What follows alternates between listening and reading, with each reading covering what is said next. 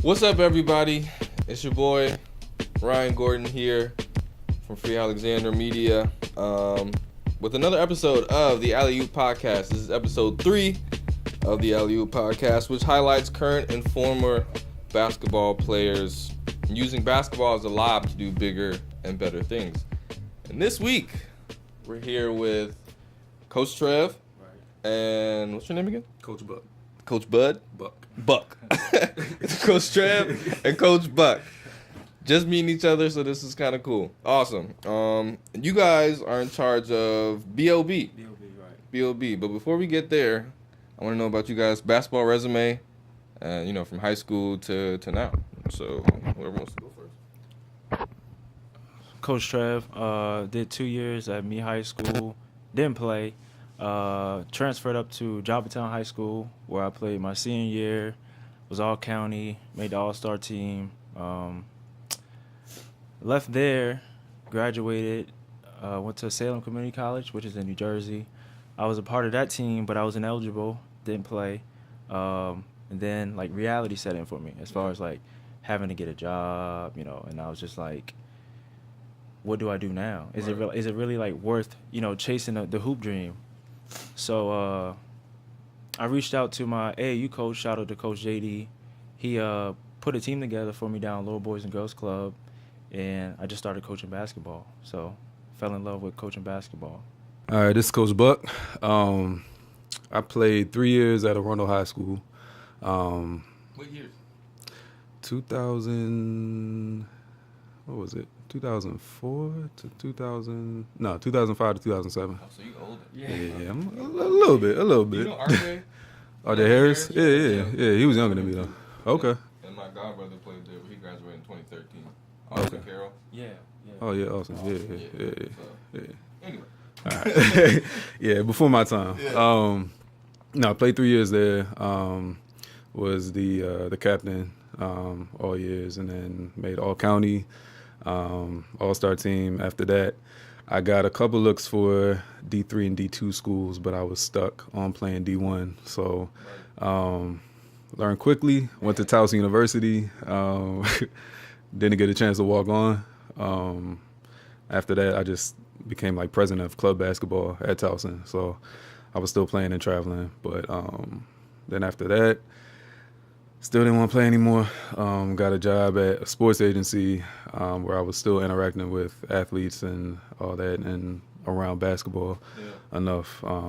But, yeah, it wasn't my dream. Then shortly after that, I started coaching at Gork, where I grew up in that program in Odenton. So shortly after that, Trev hit me up with this little team. I was like, yeah, well, it took me a while to actually start coaching with him, a couple of years actually. And then after that, it was like, all right, let's do this. And then, That's interesting. So, I find it funny because you guys have two kind of different backgrounds. It seemed like you had the foresight early on that I have to think about something else if basketball is not going to pan out. But for you, you were set on no, I got to go D1. I don't know what's going to happen next, but I know that's what I got to do. So, can you explain where that mentality came from? Was it just life hit you? I guess you can kind of say life, but me being around the game, I was around people that, played at many different levels. So I knew people who went D2, D3, and D1. So I knew, I wasn't focused on going D1. So as long as I was able to make a team and play basketball, I was happy.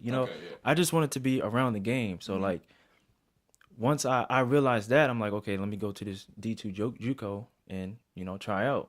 So like I said, I was ineligible, but I was the team manager. And at the time, that was cool with me because I got to travel with the team. Just around the game. Yeah, and, I got to practice with the team. So, just being in that environment, I loved it. Mm-hmm. But then, like I said, the living situation with my pops and stuff like that, it was just, rough. So I was like, I got to get a job. Yeah. And being in New Jersey, there's no jobs up there. Right. So I had to come back down here to Maryland. And, yeah, that was that. Okay. So, for Coach Buck, what was running through your head when you were like, I gotta go D1? You just felt like you had the potential, or what was that? Yeah, I did think I had a potential. I think growing up or playing in high school, like I started every single game. I was surrounded by people who didn't really hype me up, but they always told me I had potential. And so I was like, nah, I got it. So I'm not dealing with D2, D3, not really knowing what the difference was at the time. So yeah, I just thought I was good enough, and I actually messaged or emailed the coach about 20 times trying to walk on, and that just didn't happen. I walked into his office, nobody was there. They either weren't hosting tryouts or whatever it was, and after a while, I didn't really give up because I still played ball on a club level. But just you accepted it. Yeah. And I found a love for coaching, so that's what that was. That's cool. So segueing into this coaching thing, BOB, I think that's really cool. But for people who don't know, like, what does it stand for? Where did it start? And what initiatives do you guys have going on right now? Because it sounds like you guys are doing a lot of things. Yeah. So, I'm gonna go ahead and say I kind of like came up with the idea of it. Okay. So, one day I was just working this side job basically, and I wasn't happy. I was like, I wasn't depressed, but I was frustrated with it, and I was like, I'm not around the game of basketball. So I had 2 jobs, and I'm like, nah, this is not me. I had all the money in the world, but I wasn't able to enjoy my money. So I was like, I got to get around the game of basketball. So, I just started thinking, like, how do I want my life to be set up? How do I want to live my life? So then I was like, I'm going to quit this job, and I'm just going to contact Coach JD. I reached out to Coach JD. He was like, come down to Lower Boys and Girls Club and, just sit on the bench. So I went down there. I was sitting on the bench, and I picked up on things that the kids weren't getting that he was putting out to them. You know what I mean? Okay. So they would come back to me like, Coach, what am I doing wrong? And I would tell them, what they were doing wrong. And they would be like, oh, thanks, Coach. Yes, Coach. And I'm like, dang, that sounds good. Right, yeah. With BOB, it was just like, that was my way of being around the game of basketball because of basketball. Not only that, like, our motto is using the game to make a change. So we're not about, like, just wins and losses on the court, but, like, outside, the real world, decision making and, surrounding yourself around good people and allowing the game to, help you see different things in the world. And one person that I like really realized, them using the game is Greg Brown from Spalding. Oh yeah. Yeah. I grew up with his brother Phil. So this is a kid who went to Spalding and just pretty much carried Spalding all 4 years by himself because people started transferring out. And then I saw that he's like over in Brazil, and I'm like, that's amazing. But not just him, but other people as well. So I try to teach these kids, like, you don't have to go D1, you don't have to go D2, you can go D3 and end up overseas. Right. Like that's the thing nowadays, going overseas. People aren't really focused on going to the NBA and stuff like that. Just want to be a pro. Right. Play the game. Exactly. Yeah. Get paid for doing what you love. Mm-hmm. So in my situation, I'm getting paid to coach basketball, at a private school. So, I'm in heaven right now. Cool. I can't complain. What school? Annapolis Area Christian School. Okay, yeah. Yeah, right. head JV coach. That's cool. Yeah, so I started coaching at Gort, and it was intramural team. It was probably like 6th and 8th grade, 6th to 8th, yeah. And they didn't know anything, like at all. But they were just happy to be out there. Right. Like they were just smiling, missing layups, everything. Didn't know what a left-hand layup, didn't even know what a 3-man weave was. So I taught them that from the beginning and like beat the fundamentals into them. And they eventually got it, and we ended up winning the championship. What? Yeah. But it wasn't like one season. It was in one season. But I think for me, what I realized was that I was connecting with them on a deeper level. They trusted me enough to know that I knew the game well enough to coach them into a championship. They had low self-esteem. They didn't have all the skills. They didn't have, they didn't look like what you see on TV, like NBA players or college players, even some high school players.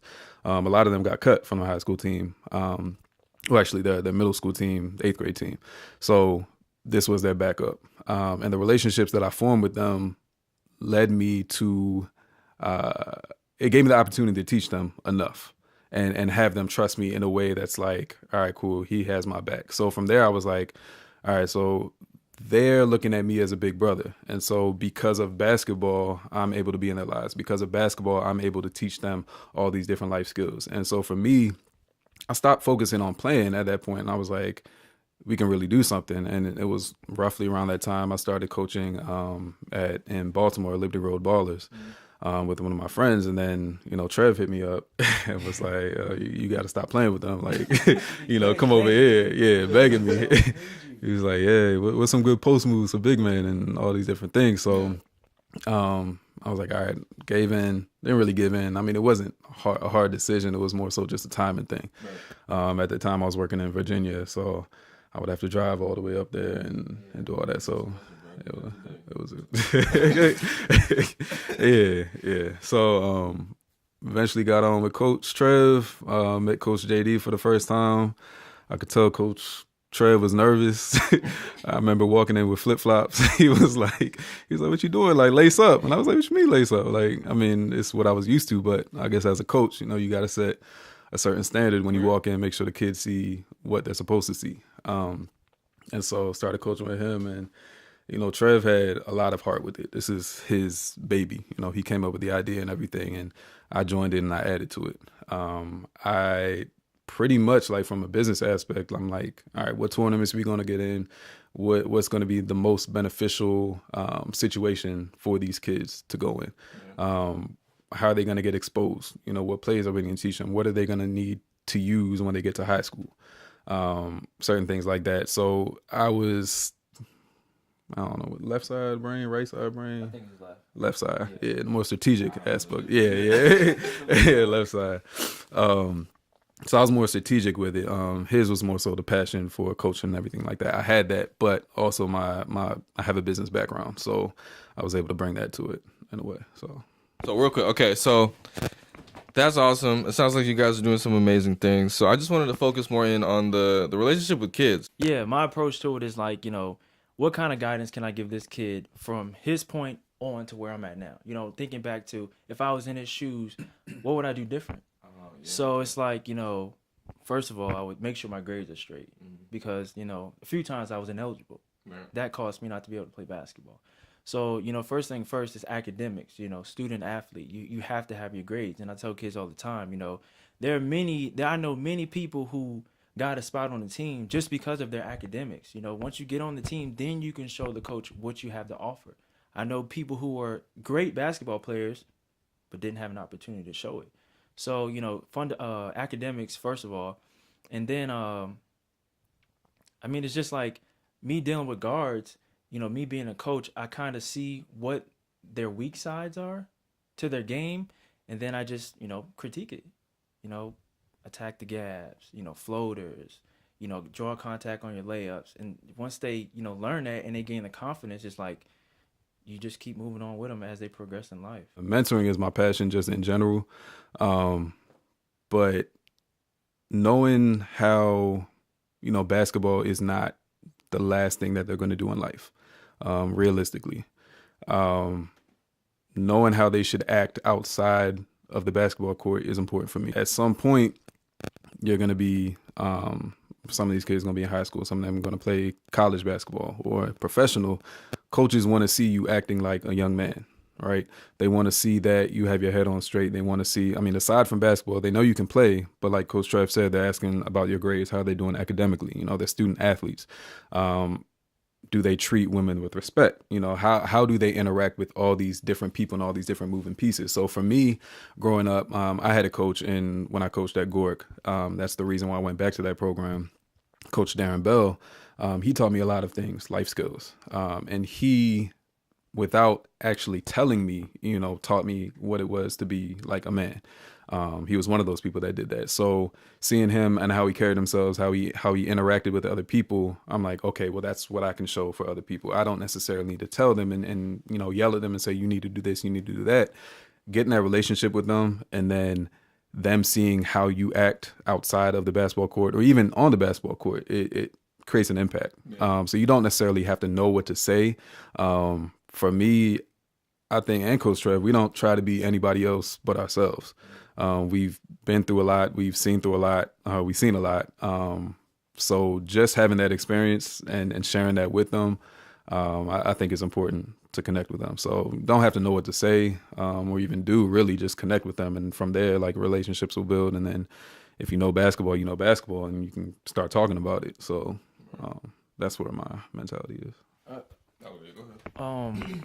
And just to touch on that area, it's like when I first started coaching, and I don't want to make this sound bad, but it's like, you know, the program I was with, shout out to Seven City Ballers, you know. What you about to say, bro? No. It's like, you know, we always ended up with the kids who the other coaches didn't want. Okay. You know, so already they were looking for, you know, that person to reach out to them and help them. So, you know, it's kind of it was kind of, you know, easier to just, you know, take them to that place and help them get to the next level. Because that was your mindset. Exactly. You know, it's like, you know, they go to that team and, you know, they want to play the top-notch tournaments, but the team is like, you know, the coach is like, no, you're not good enough. You know, I don't have time to teach you how to make a left-hand layup. I don't have time to teach you how to dribble with your left hand. Yeah. So, you know, they come to us and they came to Team BOB. You know, we took the time and we worked with them, and, you know, we won a championship. You know, our first year with our team, we won a championship with some average kids. Yeah. You know, I'm going to say they were average kids, but we taught them how to work and play together as a team, and we beat some pretty good teams. You know, a lot of teams. Not Carmelo's choice, Team Mello, out in Columbia. Yeah, we did good, man, and it's all about uplifting the kids and empowering them to help them get to that next spot and where they want to go in life. That's some amazing stuff. Yeah, man. I mean, I love it. You know, I know he loves it. Yeah. Yeah, I mean, it's just the beginning. Like, we haven't really fully launched it, really. Yeah. So it's just the beginning. Well, that's where I was gonna go next. So, like, what's up with BOB? Like, where are we going? Well, we we've been talking about a summer camp for like past 2 to 3 years. Mm-hmm. You know, we've been, you know, just gathering ideas and stuff like that. I'm gonna go ahead and say it'll definitely happen before the year 2020. You know, okay. That's a long time away, but it's gonna be worth the wait. You know, it's 2 years. It's not long. It's gonna be worth the wait. It's because you want to present it in a certain way. Yes. Yeah. Not just like someone's rec gym. Right. Exactly. Yeah. Yeah. I mean, that's all I can think of right now. Okay. Yeah, we're not dragging our feet by any means. Like, we have a lot of things happening behind the scenes as far as like designs go, because we have probably about 20 designs that we haven't launched yet. So we want to make sure that we do it right. You know, I mean, we can roll it out. You'll see a couple people here and there that we give shirts to, so they have like the original logo, like Coach Trev has. I got your hoodie too. I don't have it with me, but it's in the works. Yeah. So we got stuff. I mean, we have some kids that are affected by cancer in their family. So, you know, we have different designs dedicated towards that. Pink logos, a lot of different slogans, stuff like that. So we're collecting a lot of data and trying to figure out like when's the best time to roll it out. But definitely before 2020. Yeah. Hopefully a summer camp and get this thing going. So yeah, we are participating in. I think this was the 4th annual backpack kickoff, back to school event. You know, helping with school supplies and stuff like that. We also helped up in the field day event up at Annapolis Area Christian School, where we brought kids from BOB and SCB up there to help. We were like cutting the grass and mulching. Yeah, whole bunch of stuff, you know. And you know, it was good to see how they interact with, you know, older people and then other kids that, you know, they're unfamiliar with. So that was something new for us. And another aspect of it is like we mentor. So we do have certain college players or previous college players that, you know, are going to be able to reach out to the kids. So even now, like, we're building relationships. So in the future, you know, once these kids go to college at some point, they're going to want to come back and say, hey, Coach Buck, hey, Coach Trev, like, I want to help, you know, the team out. So they can come back and come to practice or something like that. So that's another aspect of it too. So always working. Yeah. Might not see us, but we always working. Well, that is awesome. And I like that idea of the mentoring aspect. I used to work at a a mentoring nonprofit, and the main thing that we tried to push to people is that just showing up and being present like does wonders for kids. Just being in front of them, you know what I mean? So I think what? That's what you can do. Go back. What? Oh, true. Yeah, just be there. Oh, look at that. Yeah, see? Look at that. I didn't even, man, having epiphanies on the show. To keep it real, man, I don't know. Because I didn't have that growing up, so I don't really know how to, like, mirror it. There's no script to it. No? Just be yourself. Yeah. You're a good dude. Give good advice. And that's it. That's it. Yeah. Be real. I guess I'm thinking too hard, bro. Hey, man. It's like an interview, bro. Yeah. The kids don't know you're nervous. They don't know, they really don't know. They know right from wrong, but I'm pretty sure, like, the knowledge that you give them only can, help better them. Yeah. So, yeah. If you look at it like they don't have the same experience you have. Right. I mean, you're older than them. You've played more than them, right? So they don't know what you've been through. Mm-hmm. They don't know your journey. They don't know your story. So all you can do is really tell them what your story is, and then kind of go from there. That's real. I will say that when I visited the boys' dorm, because the boarding school is co-ed, so obviously it's two different dorms. I was looking at some pictures that a former dean posted, and my class picture was like in the dorm. And some kid walked up to me and just started like breaking down his entire life just because I was looking at the picture. And then I would like kind of walk away to see if he would like follow me, and he just kept following me and stuff like that. And I started to realize like I don't even have to really do anything. It's just the fact that I went here and he has someone that can listen to what he's saying. Right. That's it.